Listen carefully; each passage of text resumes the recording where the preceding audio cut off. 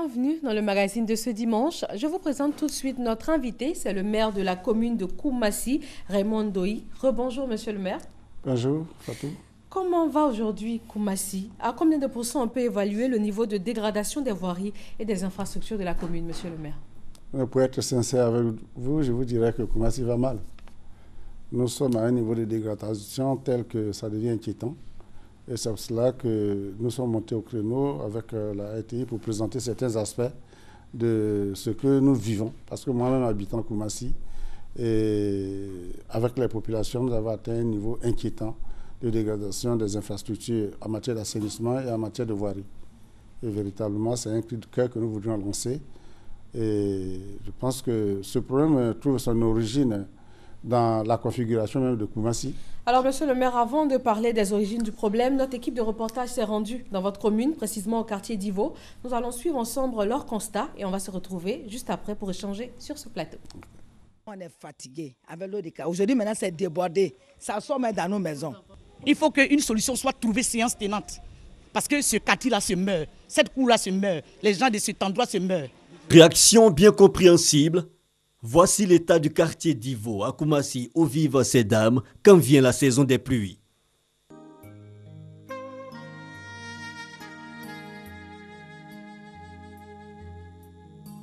Des difficultés à se déplacer, mais pas que. Cette eau sale est une vraie menace pour la santé des habitants. Les compteurs de la Sodeci se trouvent dans les eaux usées. Comment peut-on boire ça? Et depuis un certain moment, c'est la diarrhée, c'est les vomissements, c'est la fièvre typhoïde qui bat son plein. Un calvaire qui dure depuis 4 années. Interrogés sur les causes, les victimes accusent. La plupart des habitants de Sopim et 147 ont construit sur les égouts. Ce qui fait que la Sodeci n'arrive pas à travailler convenablement. On a fait appel à la mairie et tout, ils viennent, mais bon, il n'y a pas de suite. Tantôt les propriétaires de domicile, tantôt la Sodeci, tantôt l'ONAD, l'Office national de l'assainissement et du drainage, quelquefois mis en cause le maire de Koumassi. Visiblement, les cris de détresse des populations et notre présence font bouger les choses. On peut apercevoir le camion-citerne de l'ONAD qui fait son entrée dans le quartier. Les gens qui ont acquis les maisons de l'opération immobilière Sopim ont fait des extensions de leurs concessions et ces extensions-là ont emprisonné le réseau d'eau usée. La résolution en profondeur de ce problème-là, l'ONAD a déjà engagé une opération dans laquelle on envisage de libérer toute l'emprise du réseau qui est occupé. Et c'est une opération qui est prévue pour démarrer même la semaine prochaine. La fin du cauchemar, c'est peut-être plus loin. Les populations disent avoir le regard tourné vers les autorités. Mais en attendant, on se déplace comme on peut et les plus chanceux restent ceux qui sortent les grands moyens. Monsieur le maire, on a pu le voir, la situation est intenable. Comment et pourquoi Koumassi en est arrivé jusque-là aujourd'hui? Je voudrais vous dire que Koumassi, dans sa configuration, même pose problème. Koumassi est un terrain plat, sans dénivelé. Koumassi s'est construite de façon un peu en désordre, avec des remblais par-ci, par-là, et sans un véritable plan d'assainissement. Il faut ajouter à cela que l'incivisme des populations a encouragé ce phénomène et nous avons donc, au niveau du conseil municipal, créé des services pour rentrer dans les maisons, pour sensibiliser les uns les autres. Voyez-vous, quand les populations branchent les fosses septiques sur les routes, dans les caniveaux, ça ne peut que créer des dégradations comme celles auxquelles nous assistons. Il faut dire aussi que la crise n'a pas facilité les choses. Vous savez, la crise a eu pour conséquence d'abord de ne pas pouvoir entretenir les réseaux pendant une bonne période, puisque l'État était occupé à d'autres priorités. La crise a eu aussi pour conséquence l'incivisme des uns des autres. Aujourd'hui, vous avez non seulement ceux qui utilisent les trottoirs comme commerce, vous avez ceux qui s'attaquent au réseau électrique en coupant les fils pour mettre les quartiers dans l'obscurité et pouvoir opérer nuitamment.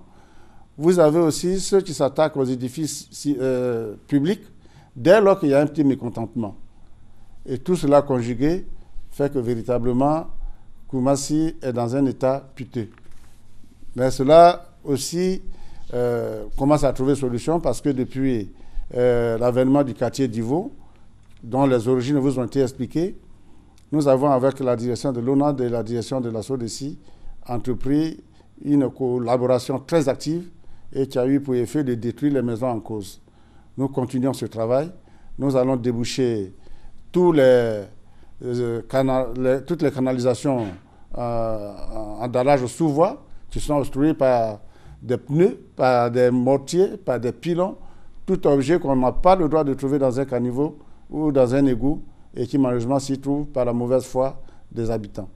Donc ce sont toutes ces choses qui nous ont conduit à cet état de fait et que nous nous employons avec l'appui du ministère de la salubrité urbaine et de l'assainissement à gérer. D'accord, parlons du ministère. Il y a une convention qui a été signée entre ce ministère de la salubrité urbaine et de l'assainissement et l'Union des villes et communes de Côte d'Ivoire. Qu'est-ce qui est prévu au niveau de Koumassi, au-delà de l'aspect du quartier d'Ivo que nous venons de voir? Vous permettrez d'abord que je rende hommage au gouvernement qui a eu une grande vision en créant un ministère à part entière pour se charger des questions d'assainissement et de salubrité.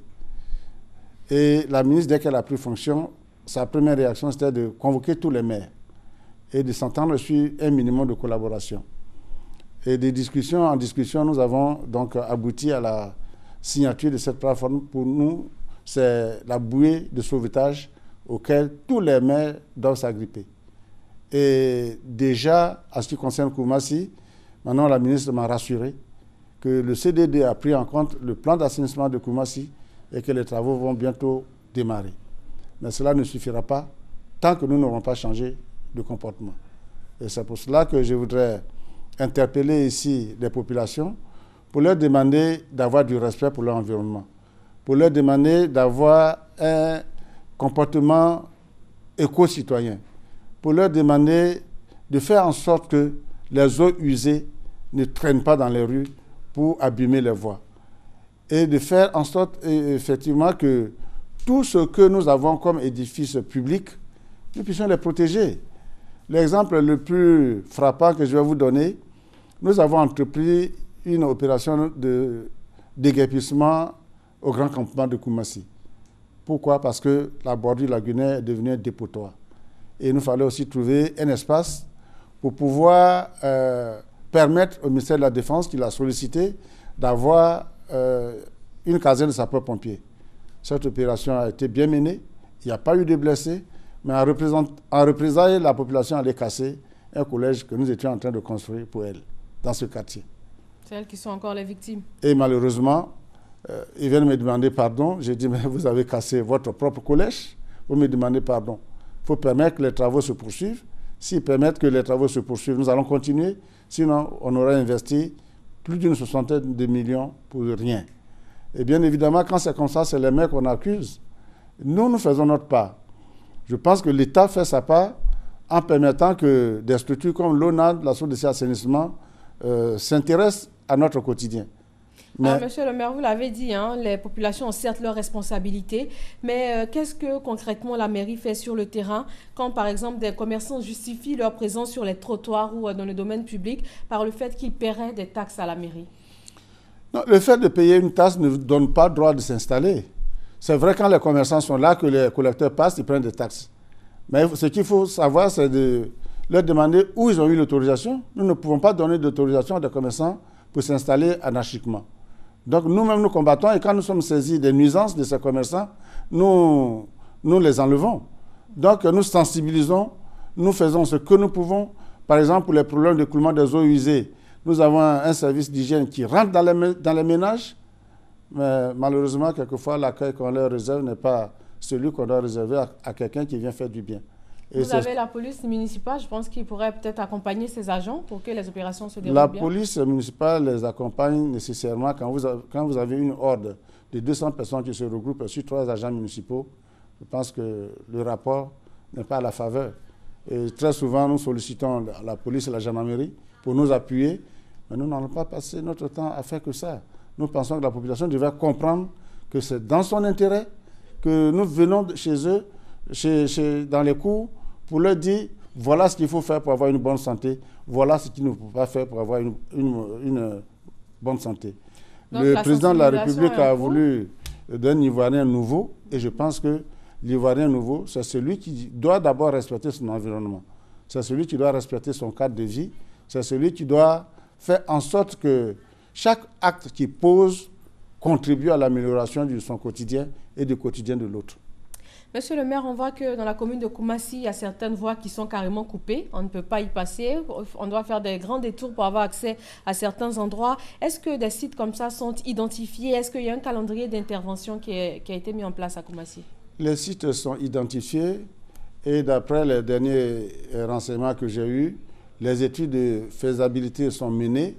Nous avons eu le coordinateur du PRICI qui nous a dit que le dossier est avancé. C'est à l'arbitrage au niveau des instances dirigeantes du pays.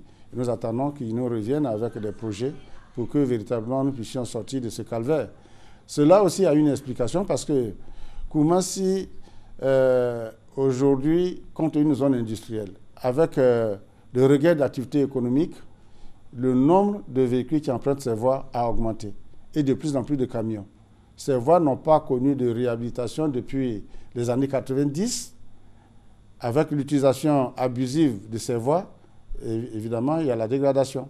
Il faut ajouter à cela le phénomène que nous avons décrié tout à l'heure et qui est le comportement anarchique des populations qui trouvent le malin plaisir à brancher les eaux usées n'importe où et n'importe comment.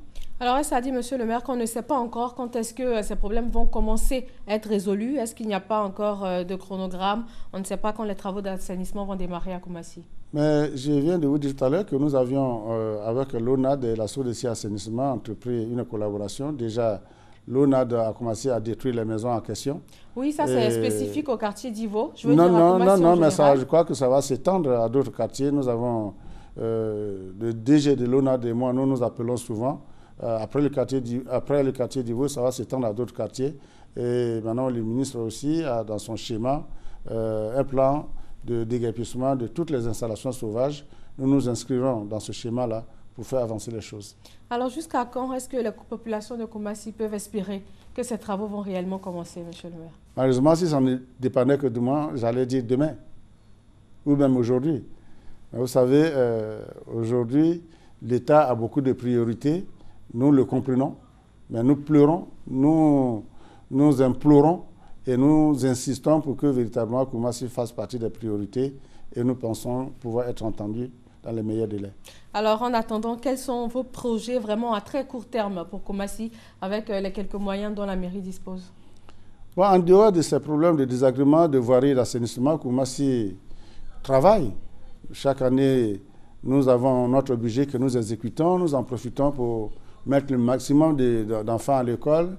Nous construisons des écoles maternelles, nous réhabilitons des écoles et nous avons un projet phare, notre projet d'hôtel communal, parce que quand vous rentrez dans les locaux de la mairie de Koumassi, c'est des bâtiments qui datent des années 70. Il ne se passe pas de jour sans que nous ayons des pannes d'électricité. Donc nous avons tous ces travaux-là qui sont en cours. Nous poursuivons le travail d'éclairage public des rues, malgré les difficultés qui sont les nôtres, et nous faisons en sorte que certains quartiers bénéficient du minimum d'équipement. Notre projet phare a été la restructuration des quartiers précaires. Nous avons permis à des quartiers où on ne pouvait pas entrer aujourd'hui d'avoir des immeubles. Nous pensons que ces quartiers doivent pouvoir bénéficier d'infrastructures. Nous donnons donc, avec nos maigres moyens, ce que nous pouvons pour que ces quartiers soient équipés en marché, en espace de jeu, en commissariat, en école et autres. Ce travail se fait très bien. Merci, monsieur le maire. merci à vous tous de nous avoir suivis et surtout, restez sur ATI 1. Très bon dimanche à tous. Merci à vous.